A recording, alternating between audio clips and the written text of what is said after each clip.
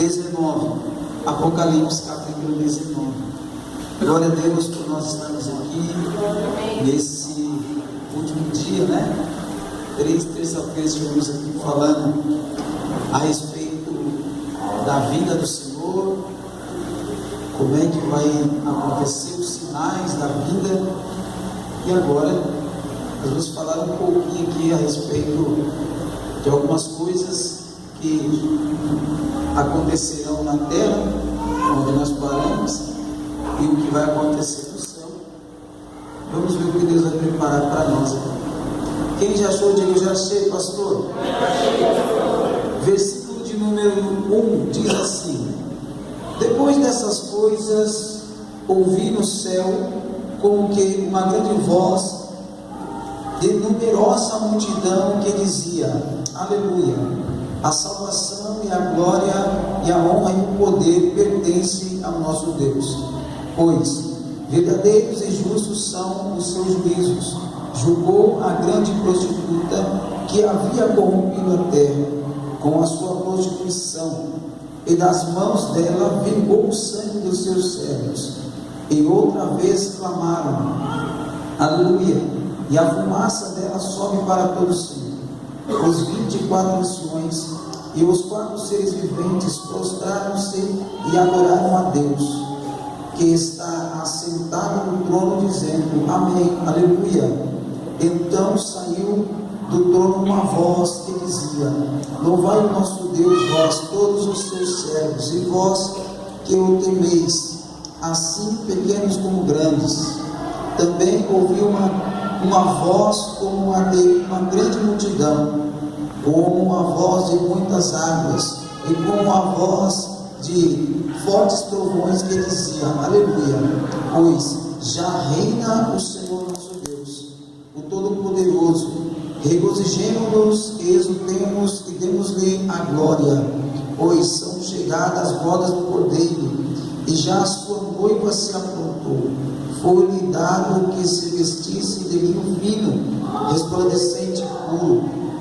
O linho fino são os atos de justiça dos santos.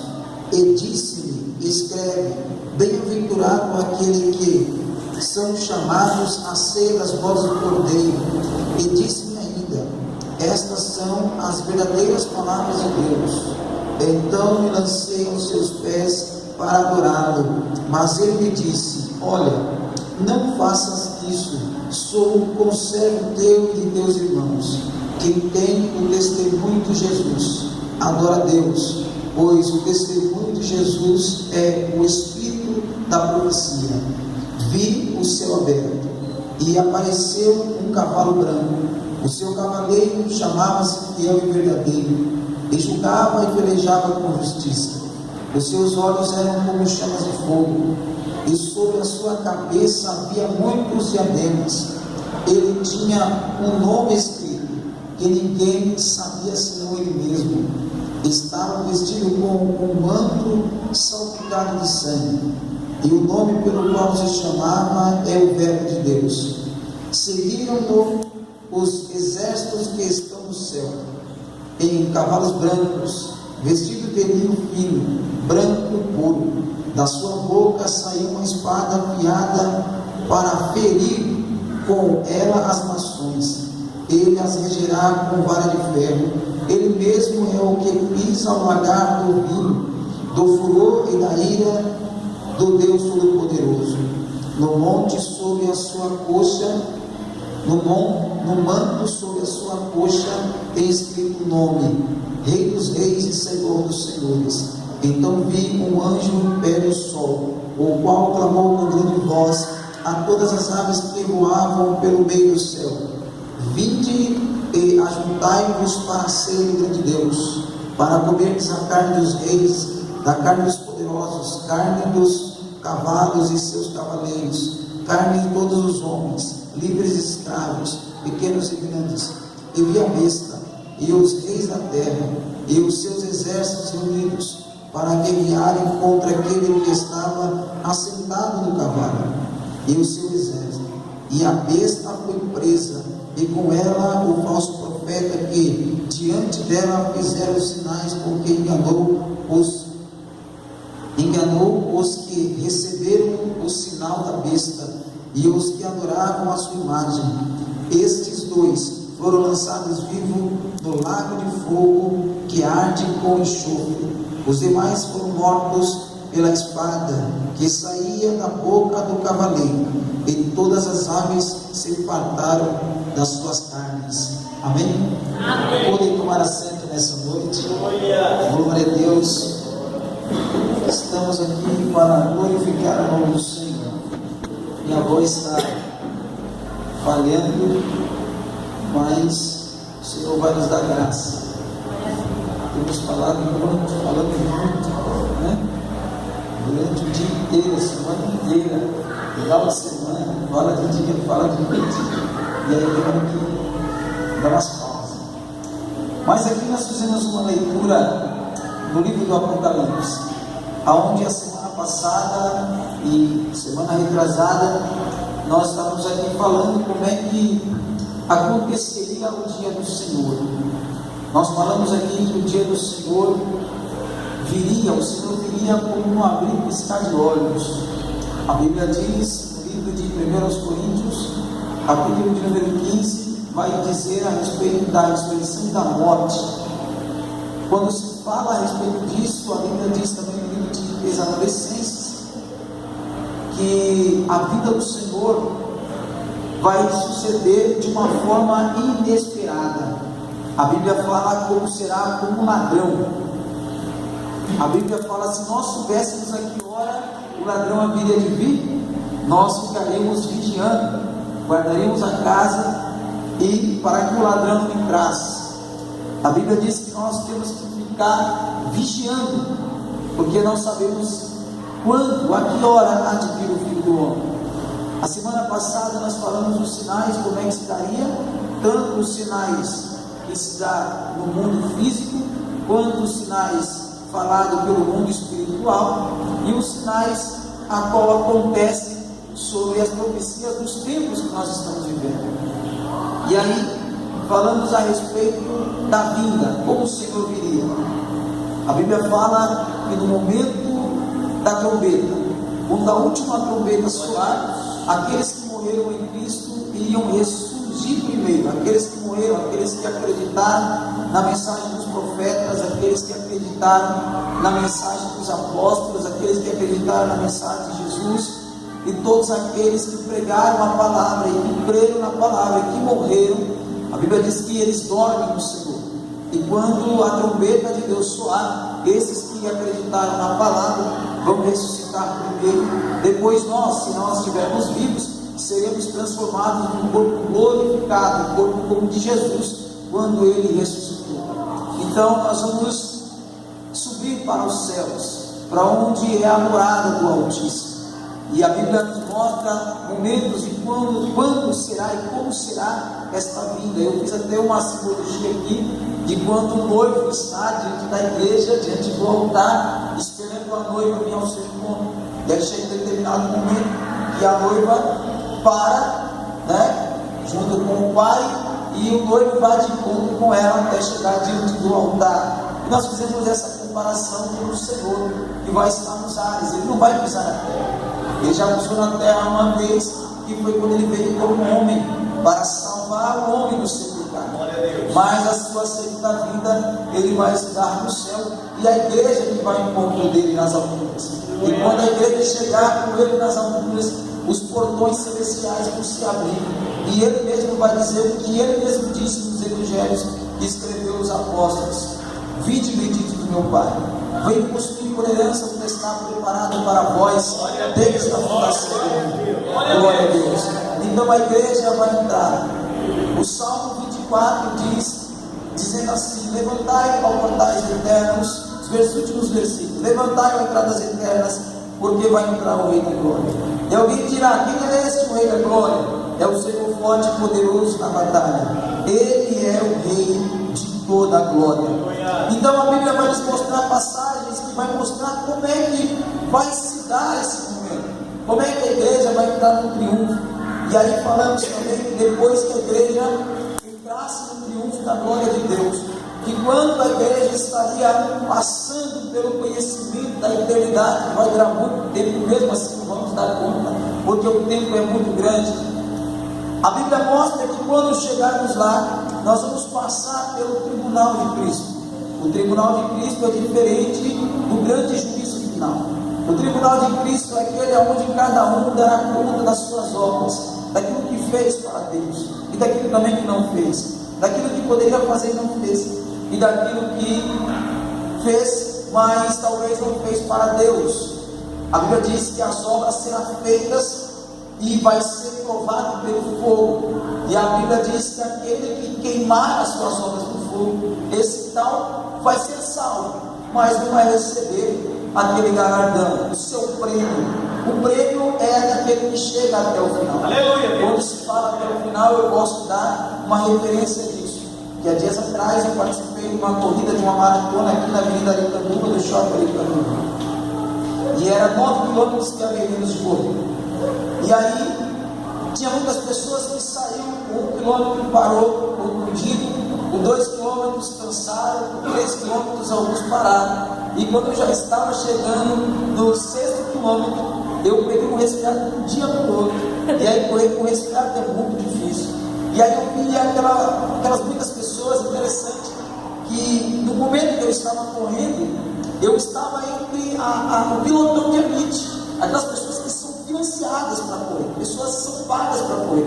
Eu consegui ficar próximo deles, mas quando eu senti o resfriado me pegar, o nariz tampando, e aí eu tive que diminuir o meu ritmo. O ritmo que eu estava acelerado, eu fui diminuindo.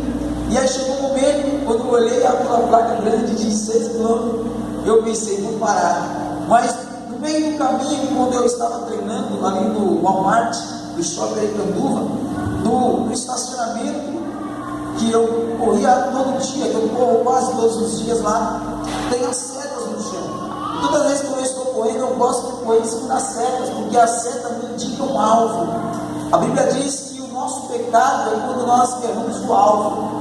A palavra pecado dá o significado de errar o alvo. Então todos os dias, quando eu corria em cima daquela seta, eu tinha um alvo a alcançar. O alvo meu era correr em cima da seta, porque eu sabia que ela me levar à próxima seta, a próxima seta me levar à próxima seta, a próxima seta, até que eu desse a quantidade de voltas que eu dava. Se fosse para dar uma volta, 11 voltas, o meu relógio daria cerca de mais ou menos 11 km. E eu pensei, se eu já corri 11 km, eu consigo correr 9. Mas as dores começaram a vir no meu corpo, por causa do resfriado que eu estava sentindo. E aí eu pensei, não, eu não vou parar. Eu preciso chegar até o final. Nem que eu vá andando, nem que eu chegue andando, mas eu vou até o final. E aí, no momento que eu estava próximo ao pelotão de elite, e aí eu diminuí a minha velocidade, e eu senti que no meio do caminho veio passando com uma manada de boi, aquele monte de gente, mais pessoas que estavam correndo, e aquele monte de gente foi passando, e eu fui mantendo o meu ritmo para poder chegar até o final, porque eu sei que o meu prêmio ia ser se eu chegasse até o final. Não importa se eu ia chegar andando, como muitas pessoas chegaram depois de 2 horas que a prova já havia acabado. Tinha gente que estava chegando, caminhando, mas o objetivo era chegar até o final. E aí eu consegui manter o ritmo, até que quando eu consegui fazer o retorno, eu estava chegando já no 7º quilômetro, no 8º quilômetro, e aí eu consegui fazer algumas respirações, que quando a gente corre, a gente aprende, e aí eu consegui manter o meu ritmo, e as pessoas que tinham me passado, eu consegui passar algumas delas novamente, e fui chegando, até que quando chegou a ladeira de subir do oeste, eu falei, ixi, agora aqui, muita gente, depois de ter corrido a avenida toda, muita gente começou a desistir por causa da ladeira, e foi subindo, daqui a pouco parou, e o pessoal que estava lá para animar, dizia, não, para não, seja pelo final, a chegada estava aqui, mas só tinha que dar a volta, subir a subida do oeste, entrar lá onde o pessoal faz o teste de automóvel, de volante, de Detran, depois voltar para chegar na chegada. Eu passei volando a chegada, eu vontade de cortar o caminho, mas eu não poderia cortar o caminho, eu tinha que seguir na mesma pegada que eu me encontrava. E aí eu consegui subir, consegui dar uma volta, e aí eu consegui fazer um bom tempo. A pessoa que chegou em primeiro lugar fez um tempo de 29 e 30 minutos mais ou menos. E eu consegui fazer um tempo ainda, embora resfriado, de 48 minutos. Então foi um belo tempo que eu consegui fazer, embora eu estava resfriado. Então, o que eu quis dizer com os irmãos isso? Que depois que eu passei a linha da chegada, fiz uma pose para a foto do site lá do shopping. A pessoa veio e falou: meus parabéns, você conseguiu chegar até o final. Depois que eu passei a entrada do portal, olhei o tempo que eu havia feito, e eu passei, uma pessoa veio do lado, me deu um copo d'água, me deu uma banana, me deu uma maçã, me deu um Gatorade, e ela disse: meus parabéns, você chegou até o final. E aí, quando eu vi passando outro portal, veio uma pessoa com uma medalha na mão e disse: meus parabéns, esse é o teu prêmio, você chegou até o final.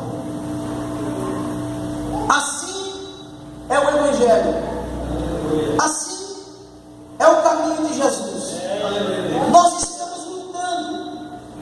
Alguns irmãos que eu disse a semana passada, que são aqueles que o autor aos Hebreus escreve no capítulo 11, que são os que estão na galeria da fé, aqueles que já lutaram, estiveram no caminho, que no meio do caminho eles já dormem no Senhor, porque a morte já os dominou, mas eles estão aguardando ainda a nossa chegada para passar até o portal, até o portão celestial. Glória a Deus. Não importa se alguns estão correndo, não importa se alguns estão trabalhando demais ou se outros estão trabalhando de menos, não importa se você está com pique, porque quando começamos estamos muito animados, estamos cheios de vigor, cheios de força, mas daqui a algum tempo talvez a nossa força não será tão grande assim.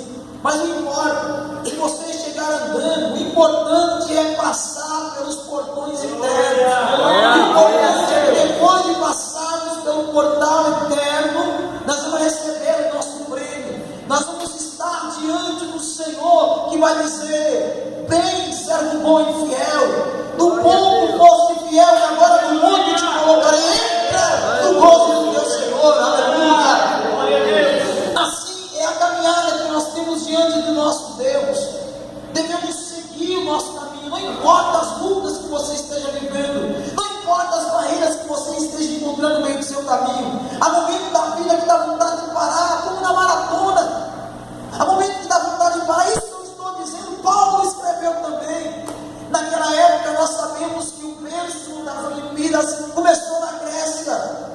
Paulo, ele foi ensinar Timóteo, dizendo: Timóteo, não fique atento pelas artes que os jovens possam fazer com o corpo, não fique preocupado com essas coisas. Observe os atletas que estão correndo, eles correm para alcançar uma coroa corruptível, que hoje alcança e amanhã se perde, mas nós também corremos como ele, porém nós corremos atrás de uma coroa incorruptível, algo que não vai se corromper, algo que não vai se perder, algo que vai durar para toda a eternidade. Então, depois de nós trabalharmos para Deus, depois de nós vivermos nesta vida e sermos levados para a glória eterna, nós nos apresentarmos diante do Senhor. A Bíblia diz que nós não podemos chegar diante do Senhor nosso Deus com as mãos vazias. Há um hino da nossa harpa que diz: posso ter as mãos vazias, com o Senhor, com Jesus, eu me encontrar. Quantas almas poderia ao Senhor apresentar? Então nós podemos apresentar muitas almas ao Senhor. É muito bom quando nós estamos aqui no culto adorando a Deus, é maravilhoso. Oxalá se todas as pessoas tivessem essa oportunidade de estar na casa de Deus, mas quantas e quantas pessoas precisam ainda ouvir a palavra de Deus? Quantos dos nossos irmãos, quantos dos nossos amigos, enquanto nós estamos aqui, há muitas pessoas que estão se perdendo. Se tem uma coisa que eu gosto de fazer é pregar a palavra, mas sabe onde eu gosto de pregar a palavra? Nas esquinas. Eu gosto de fazer culto ali, eu gosto de mostrar o Evangelho às pessoas, eu gosto de pregar, para que as pessoas venham ao pleno conhecimento da palavra. A Bíblia diz: como pois ouvirão se não há quem pregue? Como pregarão se não forem enviados? Se nós não anunciarmos, como é que as pessoas vão se converter? Eu me lembro aqui há sociais que eu estava pregando na rua. E quando eu terminei de pregar a mensagem, eu fiz um apelo. Uma jovem saiu e veio chorando. Depois dela veio a mãe dela, depois veio outro rapaz que estava junto. Mas uma alma que o Senhor estava levando para ele. Naquele dia o Senhor vai pedir que nós abrimos as nossas mãos diante do trono dele. E o que nós vamos apresentar? Chegar assim, eu não tive tempo. Como você não teve tempo? Você tem tempo para trabalhar, você tem tempo para se divertir, você tem tempo para tanta coisa. Como é que você não teve tempo de visitar um amigo, de visitar um irmão? Aquele amigo que está doente, aquele amigo que está precisando de Jesus, que às vezes nós olhamos para lá, se não tem jeito sim, tem jeito para mim, tem jeito para os senhores, tem jeito para ele também. Alguém um dia disse, não, para esse não tem jeito, olha eu aqui pregando. Disseram para o pastor, esse aí não tem jeito, olha o pastor aqui dirigindo a congregação. Disseram para você, esse aí já era, olha você aqui nessa noite, glorificando o nome de Jesus. Então tem jeito. Naquele dia nós não podemos querer justificar, porque aqui a gente tem um monte de justificativa. Irmão, pensa no falando com o pai, não estava. Irmão, eu senti sua falta. Não, é que. Ô irmão, um monte foi uma bênção. Por que você não foi? Não. Mas naquele dia o Senhor abre sua mão aí, Senhor. Deixa eu ver as obras que você fez. Meu Deus. E as obras vai ser provadas no fogo, que eu disse semana passada. E aí o fogo vai provar as nossas obras. Se for de palha, vai queimar. Se for de feno, vai queimar. Se for de ouro, vai passar pelo processo do ouro. Se for de pedra preciosa, e aí, segundo cada obra que foi feita, vai ser dado o seu galardão, o seu prêmio de ter chegado lá. Porém, mesmo que aquele que não recebeu o galardão, mas está no céu, a Bíblia diz que tal também será salvo. Então, enquanto nós estaremos no céu participando do trono branco, conhecendo a morada do Altíssimo, o céu é maravilhoso. O autor, o apóstolo João, que escreveu esse livro, ele escreveu porque ele estava preso por causa da palavra de Deus. Ele era um pregador. Ele foi um dos discípulos que andou com Jesus, participou da última ceia quando Jesus estava com os seus discípulos. Jesus falou dele a respeito que ele não iria morrer enquanto ele não visse o dia do Senhor. E o dia do Senhor foi esse momento de depois que Pedro, um dos seus discípulos, foi morto, Tiago foi morto, o irmão de Jesus também depois, e todos os demais apóstolos foram morrendo. Somente este João, chamado João o Evangelista, porque era um dos pregadores do Senhor. A Bíblia diz que esse João, por causa da palavra, ele foi preso na ilha de Patmos, uma ilha que era um local que ainda existe, que hoje tem uma escola muito grande naquela região, que é uma escola teológica que ensina a respeito do livro da Revelação, que é este livro que nós estamos estudando, chamado de Apocalipse.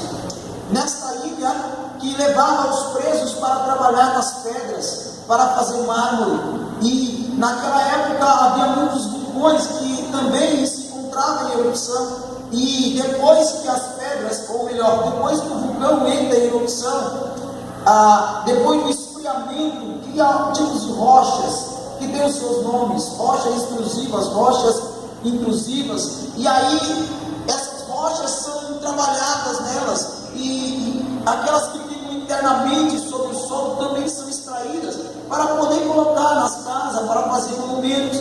E a Bíblia mostra aí, os livros autorais, ou os livros históricos, vai mostrar que João estava trabalhando nesta, estava preso por causa da palavra do Senhor, junto com outros cativos.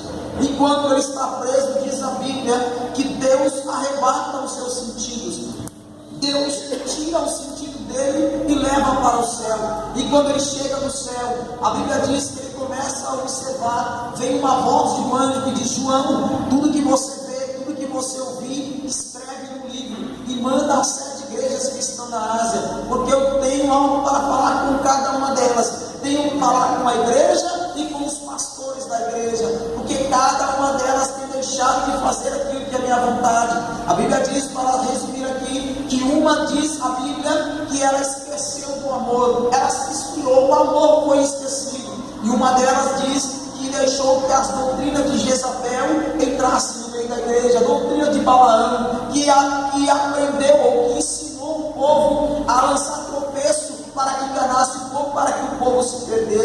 Então diz a Bíblia que cada uma delas começou a entrar por um caminho, e Deus queria falar com ela. Depois disso, a Bíblia diz que João, depois de ter visto esta revelação, ele vê um anjo, que um anjo é muito bonito, um anjo é muito belo, que está falando com ele, e ele vai se prostrar diante do anjo. O anjo disse: João, não me adore, eu sou servo teu e também dos teus irmãos. Se você tem que adorar, adore somente a Deus, só Ele é digno de toda a adoração.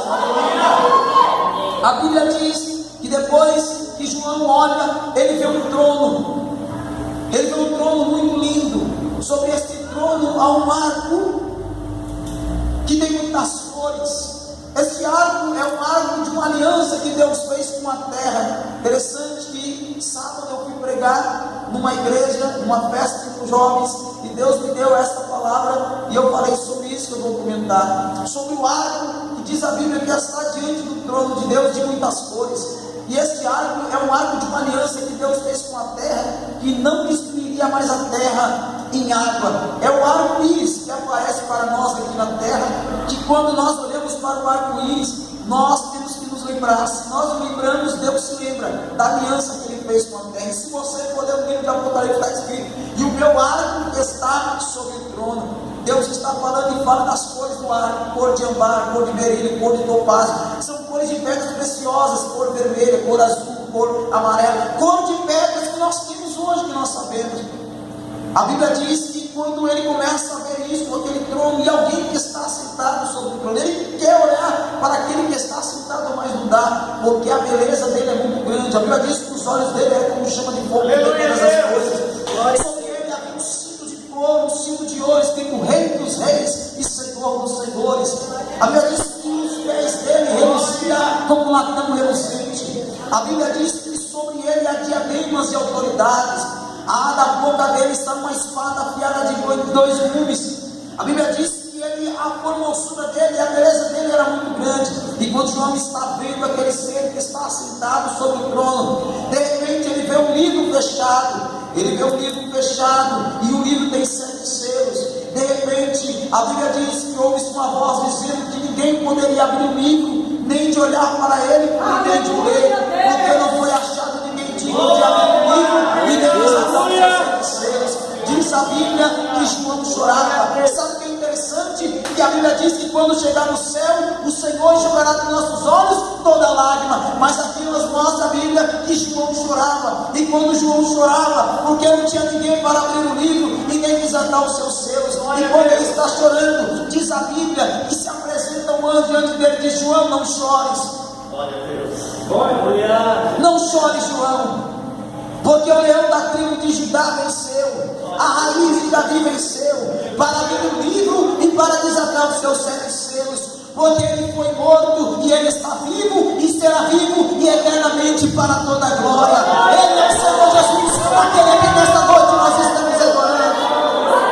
É por isso que nesta noite nós viemos aqui. Não foi porque Jesus morreu, porque morreu, muita gente morreu. Tem muitos homens poderosos e os seus nomes estão escritos na galeria de pessoas que já passaram pela terra. Os livros que já escreveram são best-sellers vendidos em todo o mundo, mas todos eles morreram e estão mortos. Nós só estamos aqui porque ele morreu na cruz, ele triunfou, ele perdoou nós na cruz pelo pecado, mas ao terceiro dia ele ressuscitou e ele está vivo para todo sempre. É por isso que nesta noite nós estamos aqui.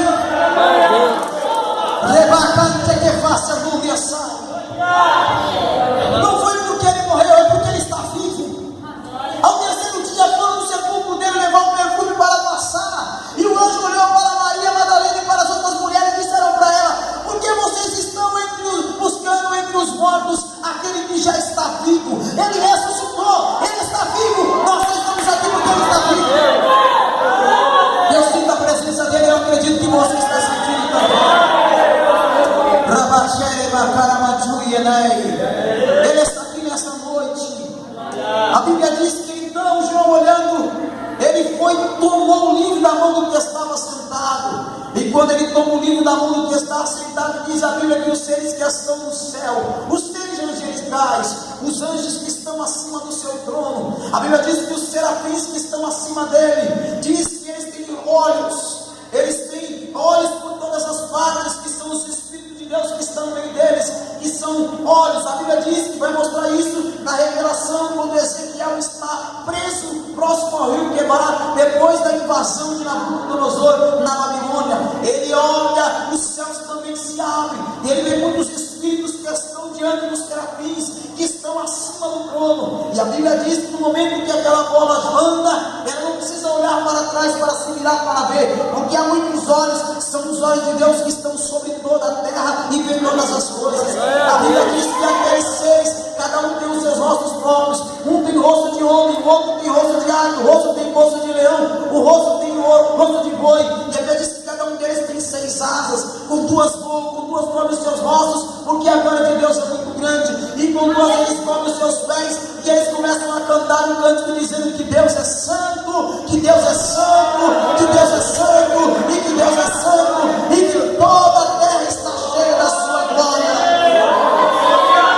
A Bíblia diz que no momento em que eles cantam, diz a Bíblia que os umbrais das portas se moviam com a voz deles, era como o som de relâmpago e como o som de muitas águas. E quando eles cantavam um cântico dizendo que Deus é santo, havia 24 homens assentados sobre o trono, e eles têm pedras com muitos diademas que são honras sobre as suas cabeças. E quando os anjos começam a cantar, a Bíblia diz que eles tiram as suas coroas das suas cabeças e se prostram diante do trono e dizem: sim, digno é o Cordeiro que foi morto e reviveu, digno é de tomar o livro e desatar os seus selos, porque compraste para Deus com o seu sangue homens de todas as tribos, de todas as línguas, de todas as raças e de todas as nações. E quando eles começam a cantar, diz a Bíblia que os seres que estão no céu, os seres que estão na terra e até debaixo da terra começam a cantar o mesmo cântico, dizendo: digno é o Cordeiro que foi morto e reviveu. Bendito seja o Cordeiro, nós estamos adorando Ele nessa noite. A Bíblia diz que quando eles estão cantando e adorando a Deus, e quando nós chegamos lá, nós vamos fazer parte de toda esta adoração.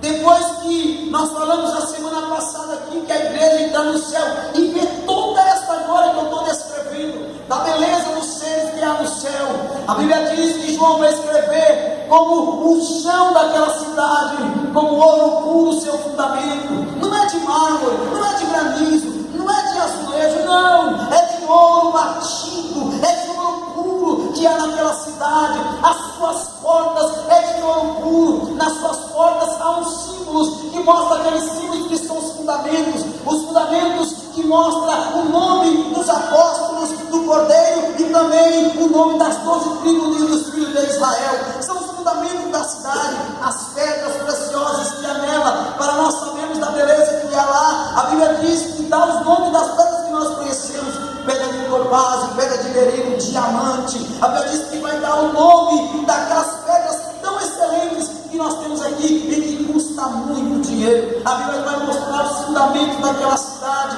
A Bíblia diz que diante do trono que está assentado o Cordeiro e Deus o Todo-Poderoso, há um rio claro, como cristal, que passa. A Bíblia diz que é uma beleza muito grande, e aonde esse rio passa da vida, e as folhas que caem servem para a saúde de todas as nações. A Bíblia diz que há árvores que estão diante daquele paraíso. Há uma árvore que ela dá 12 frutos diferentes de mês em mês, e a árvore da vida, que esta árvore só vai comer desta árvore quem chegar no final, como eu disse aqui na corrida. Só quem chegar no final, não importa se está olhando, não importa se é sendo arrastado, mas se chegar no final vai comer da árvore da vida e vai fazer da vida eterna a sua morada celestial. Glória seja dada ao nosso Senhor nessa noite. Nós vamos morar nesta cidade. Nós aqui, irmãos, só somos embaixadores na terra. Nós não somos daqui. O que o embaixador faz? O embaixador é uma pessoa que fica numa casa em outro país, e aonde ele se encontra, ali é território do país onde ele está. Um exemplo: tem embaixada dos Estados Unidos no Brasil. Aonde se encontra a embaixada dos Estados Unidos, ali não é território brasileiro, não. Está no Brasil, mas ali faz parte do território americano. Se um brasileiro entrar lá e pedir asilo para os Estados Unidos para fugir do Brasil, ou qualquer autoridade aqui no Brasil não pode chegar invadindo lá, não, porque ali faz parte do território americano. E isso pode acontecer no Brasil também. Se tiver uma embaixada americana ou a embaixada brasileira nos Estados Unidos e alguém chegar invadindo lá, não dá muito certo, não. território. É assim somos nós. Nós estamos na terra, mas não somos daqui. Nós somos embaixadores aqui. A nossa pátria é lá no céu. A nossa pátria é lá, a nossa pátria é lá. Nós só somos embaixadores aqui. A Bíblia diz: se nós esperarmos em Deus somente nesta vida, nós somos mais miseráveis de todos os homens. Aqui está bom demais. Eu tenho um carro bom, eu tenho uma coisa boa, estou investindo, meus investimentos estão dando tudo certo, a minha empresa está tudo bem, eu estou ganhando bem na minha firma, eu aumentei meu salário. Graças a Deus, glória a Deus por tudo isso. Temos que gozar do melhor da terra, porque o nosso Pai é rico. Mas você não pode prender o coração, não, porque aqui você é embaixador. O melhor está lá, nós vamos para lá, glória é lá, o reino é lá, a morada é lá, nós vamos para lá. Sinta a presença de Deus aqui nesta noite.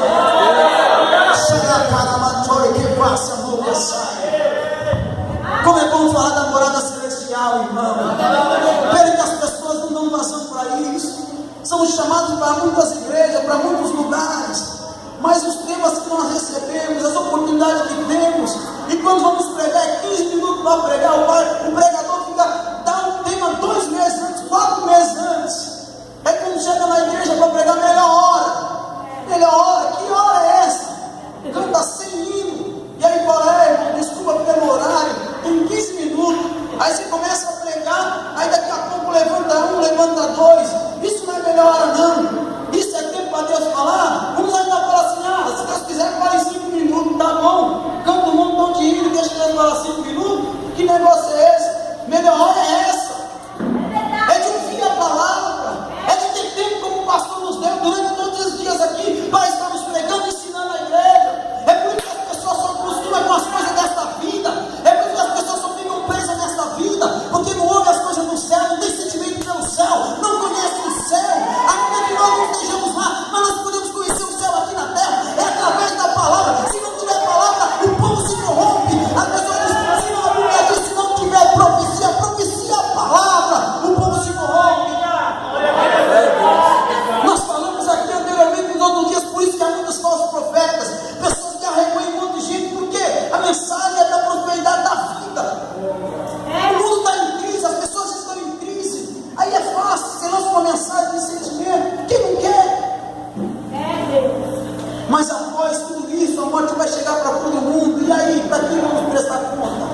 É verdade, Deus. Mas oxalá que nessa noite estamos falando no reino de Deus. Glória a Deus. Aleluia. Então, enquanto nós estaremos adorando a Deus, passando por grandes momentos maravilhosos na eternidade, conhecendo a eternidade de Deus, conhecendo a glória de Deus, a Bíblia diz que lá não vai precisar de luz do sol. Não vai precisar da luz do sol. Não vai ter noite lá, porque o nosso Deus é tão glorioso, tão maravilhoso, que a luz dele vai iluminar toda a cidade. Glória a Deus. Maravilhoso, glorioso. Nós vamos ver os anjos que adoram a Deus sem cessar. Enquanto nós dormimos e acordamos, os anjos cantam e adoram o nome do Senhor. Nós muitas vezes nos alegramos aqui, ficamos felizes demais, mas quando nós dormimos, o anjo está dizendo: santo. Nós acordamos, vamos trabalhar, o anjo continua santo, porque a adoração é sem parar. Os anjos dizem santo, os anjos dizem santo, e eles continuam cantando. E nós vamos chegar ao momento que nós vamos chegar lá, nós vamos dizer: sim, ele é santo, ele é santo, ele é santo, ele é santo, ele é santo, ele é santo, ele é santo. Glória ao Senhor nessa vida. Enquanto a igreja, irmãos, vai estar no momento de glória, enquanto a igreja vai estar fazendo parte da ceia que nós falamos a semana passada, enquanto a igreja vai estar sentando na mesa com todos aqueles que venceram, desde o sangue de Abel, desde Abel até o dia do arrebatamento, que toda a igreja entrará no céu. Nós vamos estar sentados na mesa e vamos fazer parte da ceia. Jesus falou, quando ele estava aqui com os seus discípulos: esta é a última ceia que eu vou tomar com vocês. Este cálice que vocês estão vendo aqui, este vinho, vocês vão tomar em minha memória. Vai simbolizar o meu sangue que foi derramado por vós. O pão que eu vou partir agora, este pão, quando vocês comerem, vai simbolizar o meu corpo que foi partido por vós. Todas as vezes que comerdes deste pão, todas as vezes que beber deste cálice, vocês vão anunciar a minha morte até que eu venha. Todas as vezes, em memória de mim, vocês vão fazer isso. E isso que eu estou fazendo agora é a última ceia que eu vou tomar com vocês, porque a próxima ceia nós vamos tomar no paraíso eterno, nas mansões celestiais de Deus. Aleluia!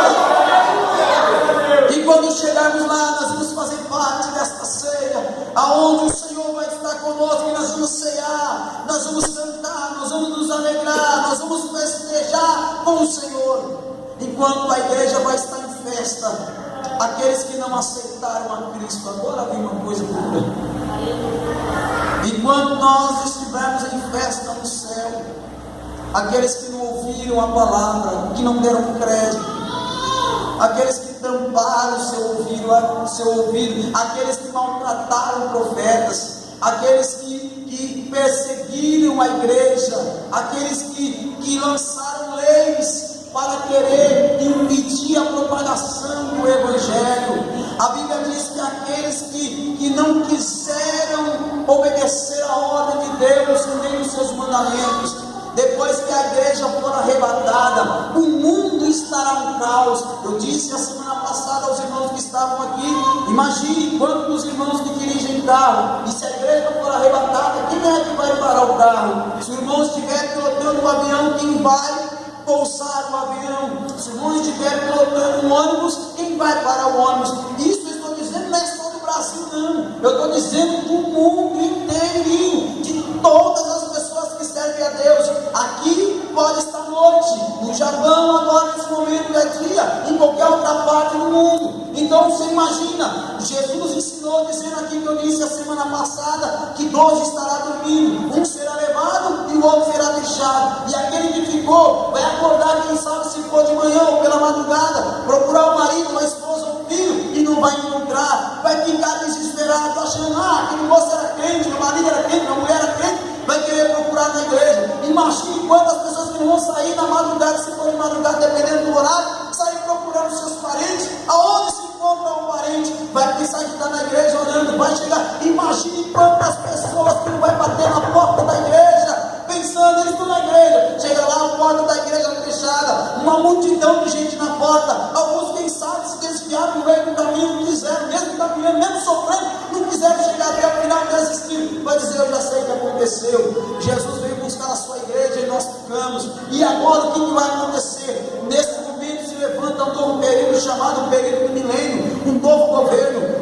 Nós estamos vendo que tudo está cooperando para que esse governo apareça, mas ele não pode aparecer ainda porque a igreja está na terra, porque o mundo está em crise. Há crise na Europa, há crise no país da Ásia, há crise no Mercosul, há crise no Brasil, há crise no mundo inteiro, seja de ordem econômica, seja de ordem espiritual, seja de todos os tipos, e eles não sabem como lidar com isso.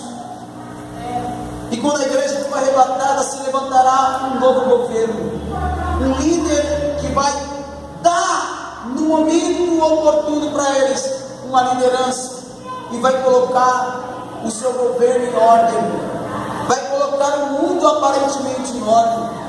Esse governo na Bíblia é chamado do governo do anticristo, que é um governo que ele vai conseguir colocar um regime espiritual, um regime militar, um regime econômico, e aparentemente as pessoas vão acreditar que esse possivelmente possa ser aquele Cristo que veio, mas que muitos não acreditaram. Mas nesse momento que ele conseguir dar uma aparente solução à humanidade, os homens vão ver que tudo está correndo bem. Segundo a Bíblia diz que durante um período de 7 anos e 3 anos e meio, esse governo vai dominar o mundo, e de repente, depois desse período de tempo, diz a Bíblia que esse governo se tornará tenebroso, ele vai se tornar um governo mau. A Bíblia diz que o anticristo e a besta vai fazer um altar, como fez o rei Nabucodonosor, e a Bíblia diz que o altar que ele levantar, todos vão ter que lhe adorar, porque se não adorar, não come, não bebe, não pode se vestir, e muitos serão mortos por causa disso, porque não vão querer aceitar esse governo, e se aceitar o governo, diz a Bíblia, já está condenado. E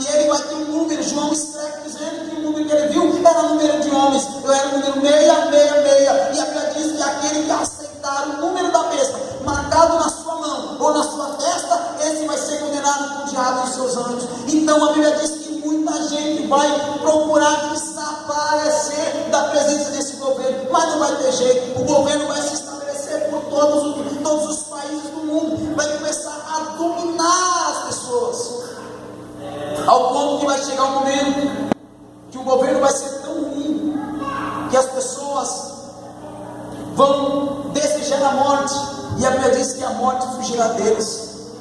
Isso vai ser só um período do governo, mas a Bíblia diz que depois que começar a abrir os selos, Deus vai começar a trazer juízo sobre a terra. O juízo de Deus vai ser sobre todos aqueles que morreram por causa da palavra. Quando começar a abrir os selos, são muitos selos, são 7 selos, e são 7 trombetas. E quando os selos começarem a ser abertos, vai começar a vir as pragas do Senhor sobre a terra. As pessoas ficaram assistindo uma telenovela que está dando muita audiência, falando sobre Moisés, onde muitas pessoas comentaram nas ruas, em muitos lugares, nos canais de televisão, sobre o anjo da morte que passou no Egito.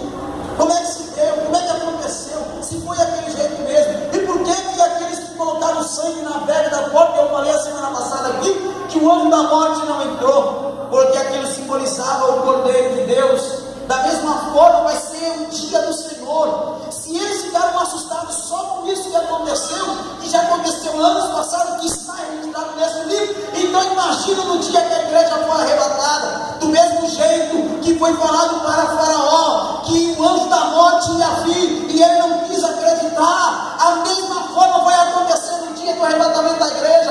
Eu disse aqui para os irmãos a semana passada, retrasada, que assim como disse Noé, e ele pregou durante 100 e poucos anos, e também o povo não quis acreditar, até o dia que Noé entrou na arca, o anjo fechou a porta pelo lado de fora. Daí quando a chuva começou a cair, eles se lembraram que Deus havia falado pela boca de Noé. Tudo que aconteceu na Bíblia, pelos passados, que já passou, vai acontecer hoje, e aquilo que foi anunciado é o que vai acontecer para os nossos dias.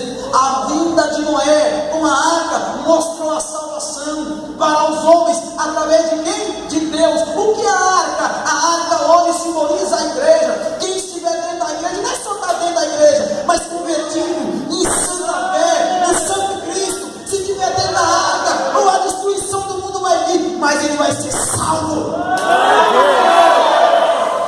Eles não querem acreditar hoje. Uma grande parte não quer acreditar hoje. A salvação foi com Noé, e depois de Noé veio a tribulação com Faraó. As pessoas angustiadas, chorando seus mortos. E o que vai acontecer após o arrebatamento da igreja? Milhares de pessoas desesperadas, enterrando seus mortos, outros não sabendo o que vai acontecer depois, e esse governo se dará. O reino vai se fazer tenebroso, e as pessoas vão ser perseguidas. De repente, depois de aberto os selos, começam a tocar as trombetas. A Bíblia diz que todas as orações dos santos e as lágrimas dos santos, que estão no cálice, diante do Senhor, a Bíblia diz que o anjo que vai tocar a trombeta vai derramar o cálice sobre a terra. E quando eles derramaram o cálice sobre a terra, a Bíblia diz que vai dar um terremoto como nunca houve, para Deus fazer justiça a todas as orações. Ei, quando você ora, Deus ouve. Quando você ora, Deus responde. Quando você ora, quando você chora, a sua lágrima é guardada. Eu não quero que desse mundo, não. Deus vai fazer justiça, e a justiça vai chegar. Aleluia, eu sinto a presença dele aqui nessa noite. A Bíblia diz que quando as orações caírem na terra, vai dar um terremoto como nunca houve. Uma terça parte de toda a cidade será destruída, para vingar o sangue daqueles que morreram por causa da palavra. A Bíblia diz que diante do trono eles estão orando, aqueles que já morreram, que foram degolados, que foram torturados, que foram maltratados por causa da palavra do Senhor. Em muitos países por aí, até mesmo no Brasil, morreram porque eram crentes em Jesus. No livro da Apocalipse diz que eles estão orando dizendo: Senhor, vinga o nosso sangue que foi derramado, vinga, Senhor. E quando o cálice for derramado na terra, Deus vai fazer toda a terra tremer. A Bíblia fala que sobre os cavaleiros cavalo amarelo, cavalo vermelho, cavalo preto, cavalo branco, que vai vir sobre a terra, vai ter poder de ferir os homens, maltratar os homens, matar os homens, porém ainda não é o fim. Deus vai falar dos 144 mil que fazem parte da descendência dos filhos de Israel, que serão marcados por Deus, que eles vão passar por toda a região de Israel para propagar o reino de Deus, que eles não quiseram. A Bíblia diz que Deus vai enviar 2 testemunhas para anunciar a palavra. A Bíblia diz que a besta que sobe do mar e a besta que sobe da terra vai fazer guerra contra as 2 testemunhas, e eles terão o poder de danificar a terra, eles terão o poder de encerrar o céu para que não haja chuva. E todos os homens que tentar guerrear contra eles não vão ter poder, porque eles vão ter poder de feri-los. Mas a besta que sobe do mar e a besta que sobe da terra vai fazer guerra contra eles. Diz a Bíblia que eles vão ser mortos. E quando eles serem mortos, a Bíblia diz que os homens grandes, poderosos de todas as nações vão festejar, porque tentaram destruir aqueles homens, não puderam. Mas a besta que subiu do mar e a besta que surgiu da terra venceu eles, e não vão deixar que o corpo deles sejam enterrados. A Bíblia diz que eles vão ser colocados no mesmo lugar onde Jesus foi morto, e eles não vão poder ser enterrados. E a Bíblia diz que o mundo os verá, e uns mandarão presente uns para os outros, festejando que aqueles homens morreram. Vão chamar eles de atormentadores da terra. E o que muitos falam de nós hoje? Aquele povo barulhento, aquele povo atormentador. Ei, mas vai chegar o dia, eu cantei a semana passada, que alguém vai dizer: aonde está aquele povo barulhento? Aonde está que não se vê nenhum irmão? Alguém com voz de lamento vai dizer neste momento: aquele povo foi embora para Sião. Onde está o dirigente desta igreja e as irmãs do círculo de oração, que a Deus aqui orava, que a Deus aqui cantava? Eles foram todos embora para Sião. Eles vão ter que dizer que nós somos embora para Sião, para a mansão celestial. Enquanto eles vão estar em agonia, dizendo que venceram lá as 2 testemunhas, não vou deixar que eles irem, não, deixa eles aí para mostrar. A Bíblia diz que vai passar o primeiro dia, o segundo dia, e eles mandando presente uns para os outros, se alegrando porque venceram eles. Quando der o terceiro dia, vai ouvir uma voz dizendo: sube para cá, sobe. Eles vão ressuscitar. Quando ele ressuscitar, a Bíblia diz que também vai dar um terremoto sobre a terra vai tremer, e todos eles vão ver que eles ressuscitaram. De repente eles vão subir de novo para as mansões celestiais. Quando eles subirem para as mansões celestiais novamente, a Bíblia diz que daí então, depois desse período, vem vindo outras situações, aonde nós vamos ver que os sinais que cada anjo que vai tocando vai trazendo juízo sobre a terra, até chegar o momento que o mundo